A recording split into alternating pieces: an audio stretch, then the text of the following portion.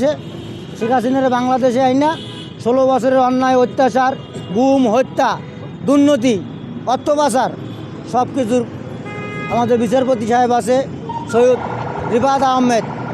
উনি বিচার করবেন, উনি লোক ভালো, আমি জানি উনি লোক ভালো, উনি বিচার করবেন।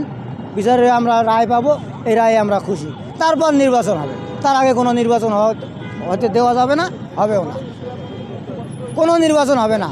আগে দেশ সংস্কার করতে হবে, দেশের মানুষ সংস্কার করতে হবে, রাজনীতি দল সংস্কার করতে হবে, রাজনীতিবিদদেরকে সংস্কার করতে হবে, তারপর এটি সুষ্ঠু নির্বাচন দিতে হবে।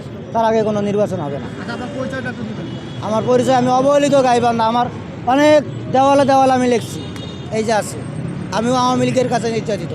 শেখ হাসিনা বানাইছে আয়নাঘর, আর প্রতিটি ওয়ার্ডে ওয়ার্ডে বানাইছে নেতারা একটু পরিত্যক্ত ঘর, যে পরিত্যক্ত ঘরে সাধারণ মানুষকে নিয়ে যা নির্যাতন করত, অত্যাচার করতো, মারধর কইরা টাকা পয়সা হাসিল করতো। আমিও আওয়ামী লীগ পরিবারের কাছে নির্যাতিত। আমি এসেছি অন্য ধান্দায়।